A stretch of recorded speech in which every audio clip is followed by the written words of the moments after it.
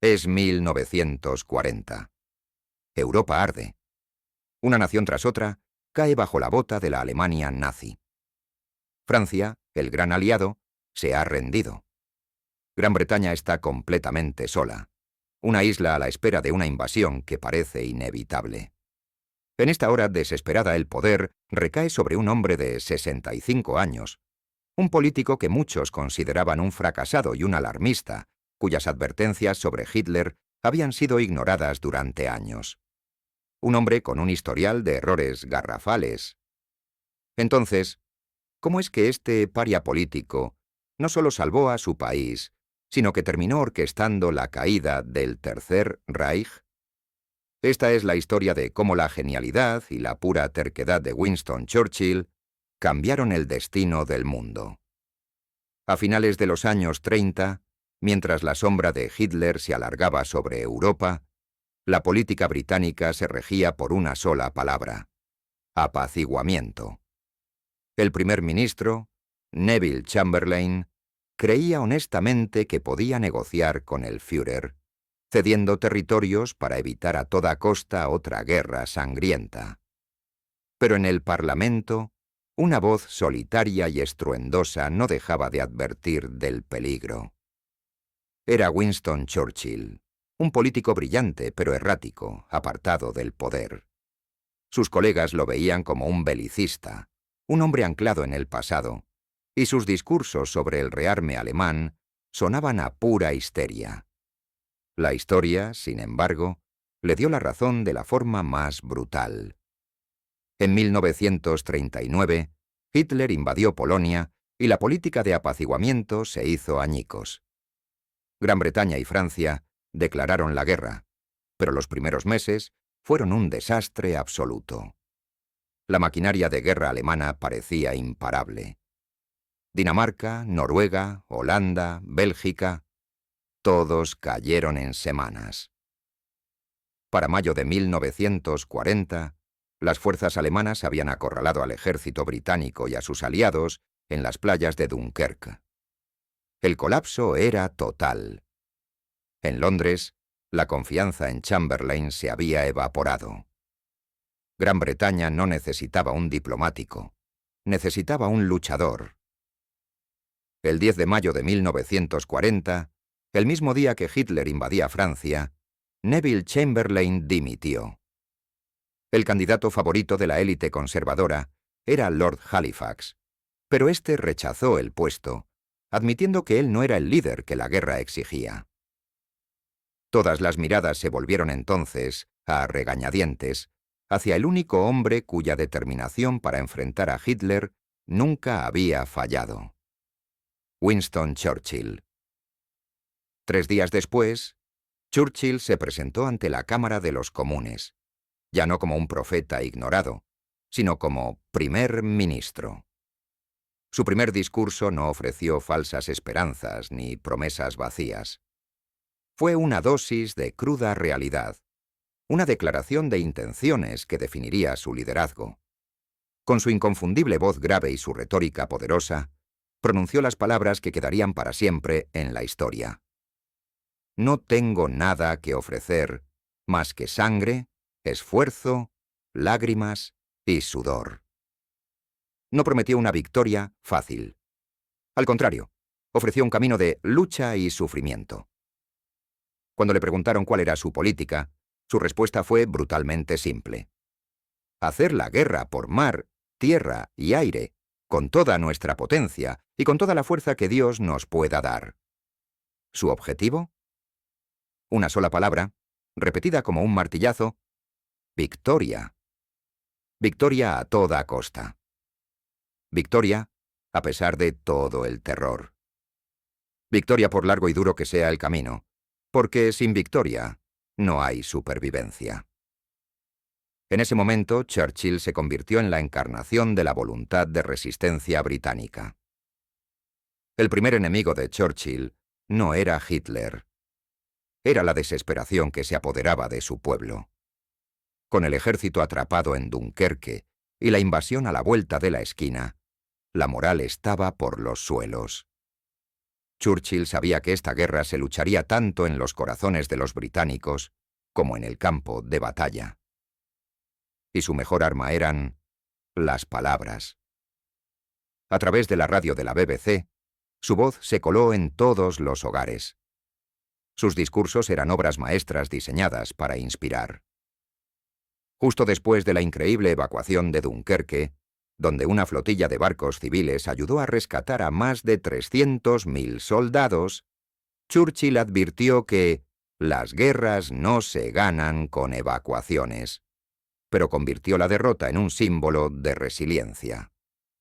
Fue entonces cuando prometió: lucharemos en las playas, lucharemos en los campos de desembarco, lucharemos en los campos y en las calles, lucharemos en las colinas, nunca nos rendiremos.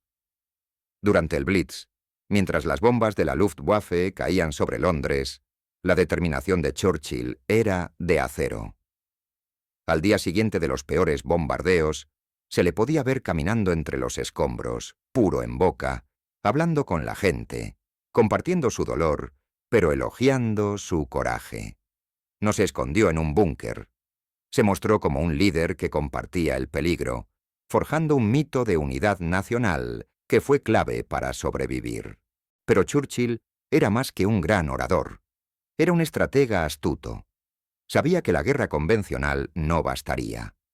Una de sus creaciones más audaces fue el Ejecutivo de Operaciones Especiales, SOE.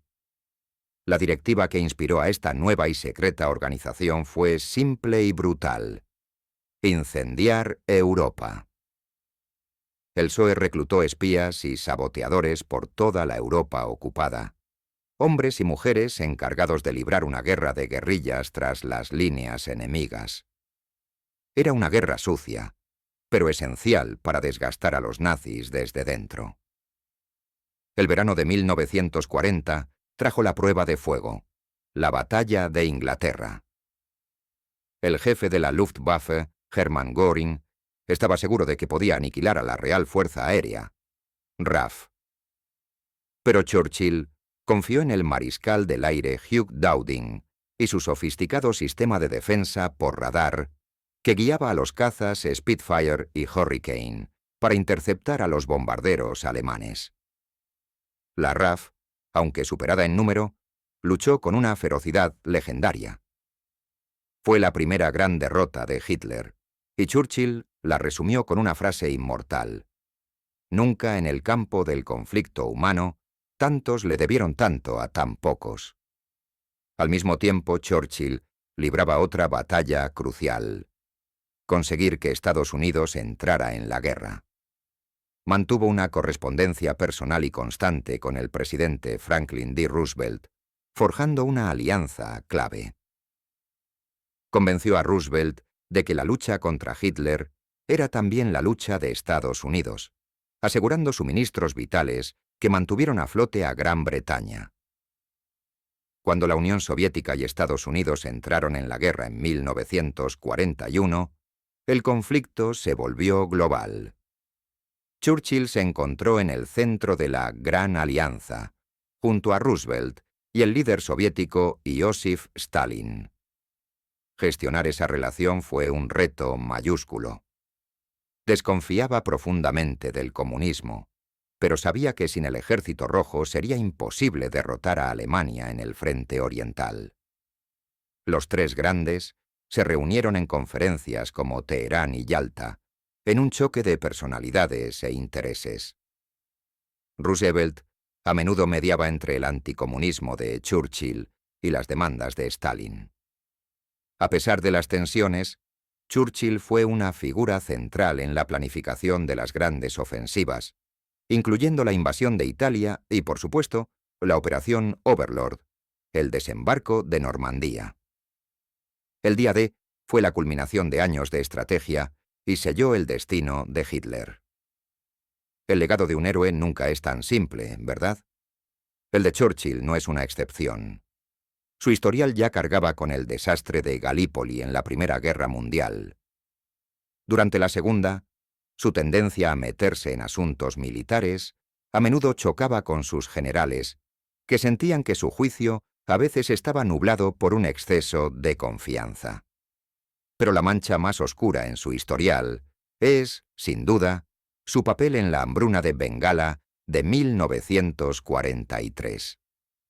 Mientras la India británica sufría una escasez de alimentos devastadora, el gabinete de guerra de Churchill priorizó el envío de suministros a los frentes militares. Se ha documentado que Churchill expresó desdén por el pueblo indio y se negó a desviar barcos para llevarles comida. La hambruna causó la muerte de unos 3 millones de personas. Es un episodio trágico que nos obliga a ver un retrato más completo de un hombre capaz de la mayor grandeza, pero también de una indiferencia terrible. En mayo de 1945, la Alemania nazi se rindió. Churchill, el hombre que tomó el timón en la hora más oscura, había llevado a su nación a la victoria. Su liderazgo, su negativa a ceder y su increíble capacidad para inspirar a millones fueron absolutamente decisivos. Sin embargo, la historia le guardaba una última ironía. Solo 2 meses después de la victoria, en las elecciones generales, Winston Churchill sufrió una derrota aplastante.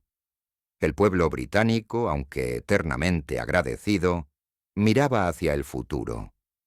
Quería un nuevo comienzo, un estado de bienestar, y sentía que el Partido Laborista lo representaba mejor. El león que rugió en la guerra fue apartado en tiempos de paz. El impacto de Churchill, sin embargo, va más allá de cualquier elección. Se convirtió en un símbolo mundial de la resistencia contra la tiranía. Su vida demuestra que una sola persona, con voluntad de hierro y el don de la palabra, puede cambiar el curso de la historia. Fue un héroe, sí, pero un héroe complejo y con sombras. Un imperialista con los prejuicios de su época. Pero en el momento en que la civilización occidental estaba al borde del abismo, fue, como dijo un colega, el hombre adecuado en el momento oportuno. Su genio y su espíritu indomable no solo salvaron a su nación, sino que aseguraron que las luces de la libertad, que casi se apagan, siguieran brillando.